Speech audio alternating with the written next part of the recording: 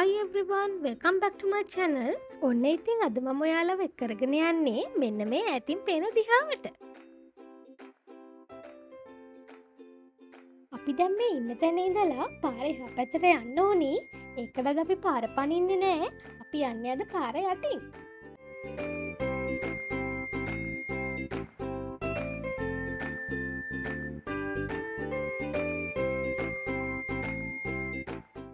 මේ තමයි පාර ක්‍රොස් කරන්න තියෙන අන්ඩර්ග්‍රවුන්ඩ් ටනල් එක.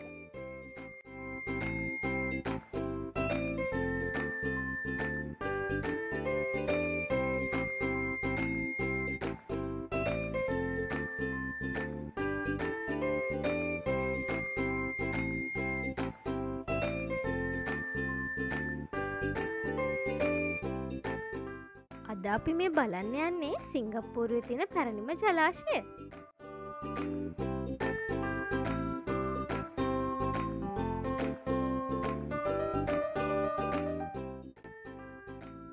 මේ පාරදිගේ රෑවෙන්න කිට්ටෝ යන කෙනෙකුට පුංචි පැටවුත් එක්ක ඉන්න වල්ලූරු රංචුවක් නම් ගොඩක් වෙලාවට දකින්න පුළුවන්. හැබැයි යාළගෙන් කිසිම කෙනෙකුට කරදරයක් නම් නෑ. මේ නම් ඉන්නේ වල්ලූරෙක් නෙමෙයි, මේ ඉන්නේ පුංචි බව්වෙක්.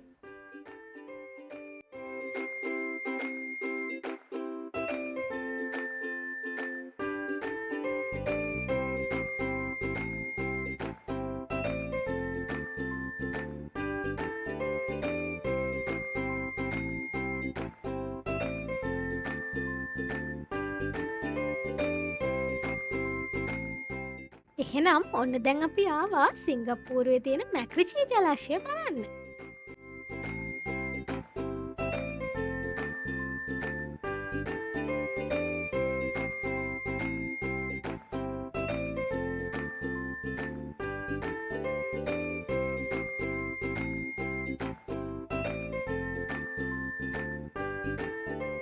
මේ බලන්න සිංගප්පූරුවේදී මට හම්බුනේ මොනවද කියලා. ලංකාවේදී අපි කොක්මොටි කියලා හඳුන්වන පැලෑටිය තමයි මේ.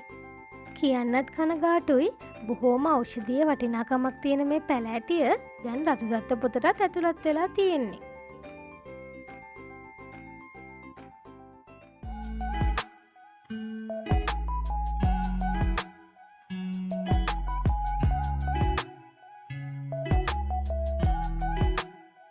මේ රිසර්වර් එක ගොඩක් ප්‍රසිද්ධ වෙලා තියෙන්නේ leisure activities වලටයි sporting activities වලටයි.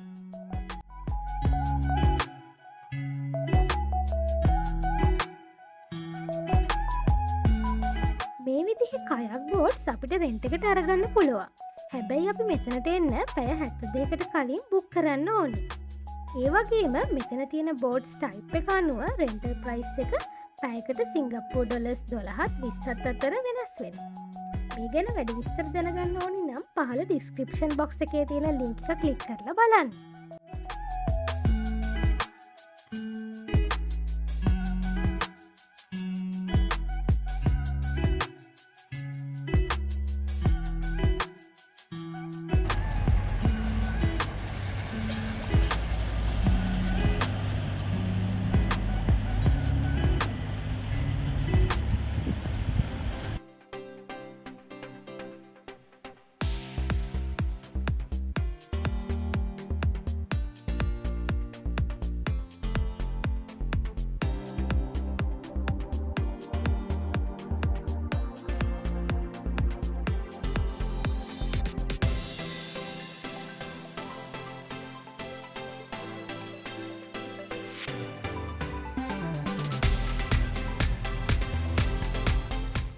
MacRitchie රිසර්වර් එක තමයි සිංගප්පූරුවේ පළවෙනි වෝටර් සප්ලයි සිස්ටම් එක.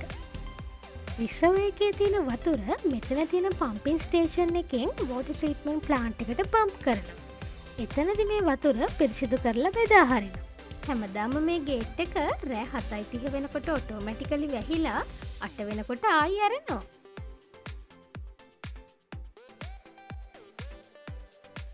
මෙතෙන්ට හරිම රස්නේ මේ වෙලාවේ. මුලින්ම ඇවිදලා ටිකක් අමාරු වෙනකොට මොනවා හරි අපිට බොන්න ගන්න දෙයකට ගන්න අතර වෙන්ඩින් මැෂින් එකක් තියෙනවා.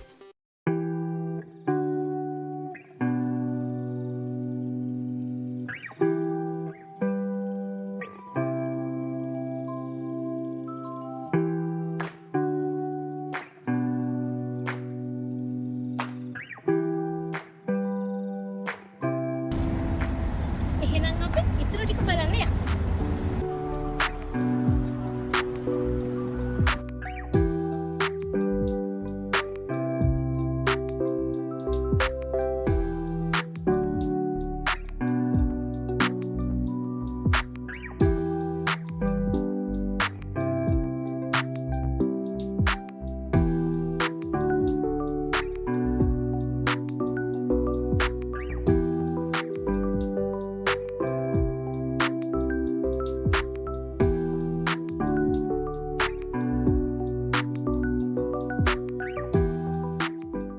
බ්‍රිජ් එක ඩිසයින් කරලා තියෙන්නේ සික්සැක් ක්‍රමයට.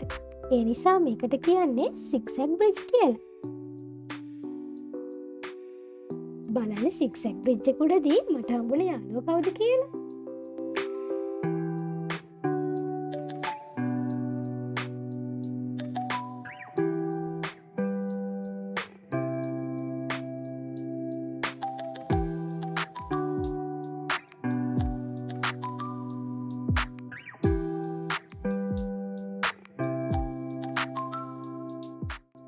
මේ තමයි සබ්මර්ජ් බෝඩ්වෝක් බ්‍රිජ් එක. වහින කාලට රිසර්වර් එකේ වතුර වැඩි වුණාම මේ පාලම පොඩ්ඩක් වතුරින් යට වෙනවා. ඒ වෙලාවේ මේක උඩින් ඇවිදන් යනකොට අපේ කකුලට දැනෙනවා මේ පාලම පොඩ්ඩක් ගිලෙනවා කියලා. ඒක හරිම අපූර්ව අත්දැකීමක්. එකපාරටම වැස්සක් පටන් ගත්තා. ඉතින් අපි ටිකක් මෙතන නැවතුණා. ඒක ටික බලන්න යන්න පුළුවන් වෙයිද දන්නේ නැහැ. ඉතින් මෙතන පොඩ්ඩක් ඉඳලා බලමු වැස්ස පායනවද කියලා.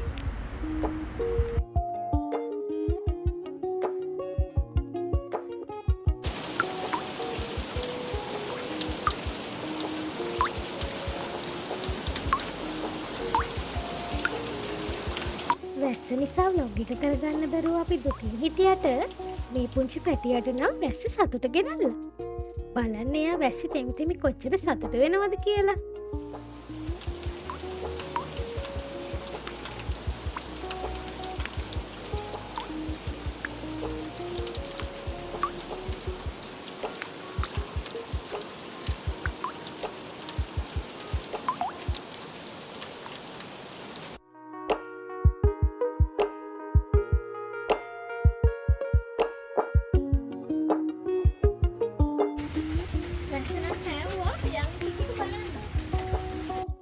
MacRitchie රිසර්වර් එක වටේ අපිට හයිකින් කරන්න පුළුවන් ප්‍රධාන හම්පෙත් 5ක් තියෙනවා.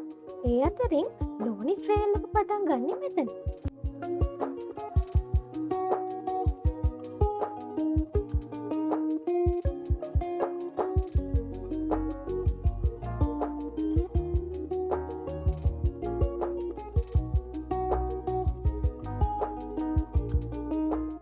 දැන් ඉන්නේ මෙන්න මෙතන. ඉතුරු ටික බලන්න මේ පැත්තට යන්න ඕනි. එහෙනම් එන්න මාත් එක්ක.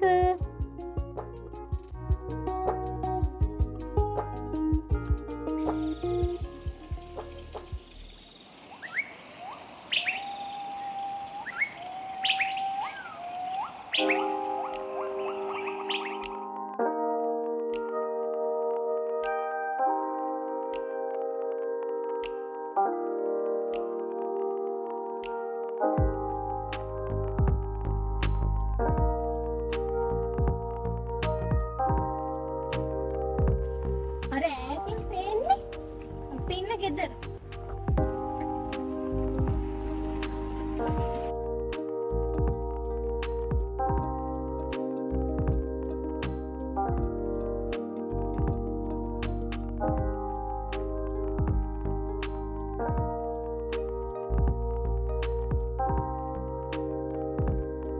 මේ පාරහරා ගිහින් තියෙන ගහ මේගොල්ල කපලා අයින් කරලා නැහැ.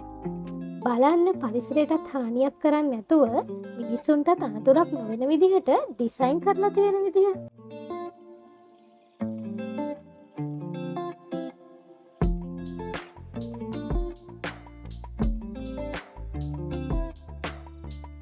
මේ මොනවද කියලා දන්නවද?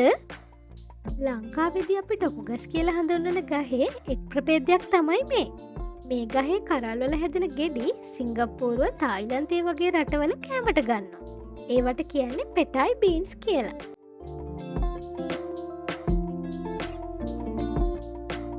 සෝල පවවලින් වැඩ කරන මේ වගේ ෆ්ලෝටින් කැමරාස් මේ MacRitchie රිසෝ එක පුරාම දකින්න පුළුවන්.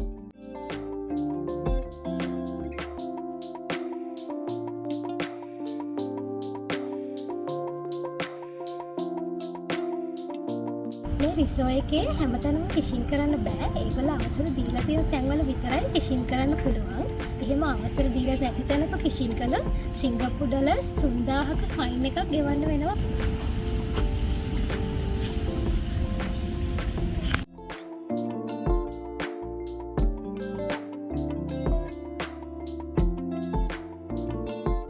MacRitchie රිසර්වර් පාක් එක හෙක්ටයාර 12ක වගේ භූමි ප්‍රමාණයක පැතිරලා තියෙනවා.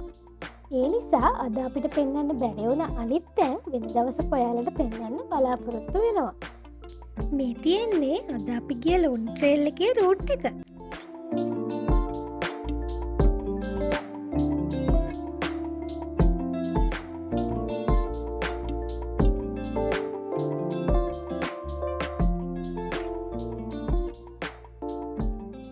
එහෙනම් ආයෙත් දවසක මේ වගේ ලස්සන අත්දැකීමක් එක්ක හම්බ වෙනකන් මගේ channel එක subscribe කරන්න අමතක කරන්න එපා.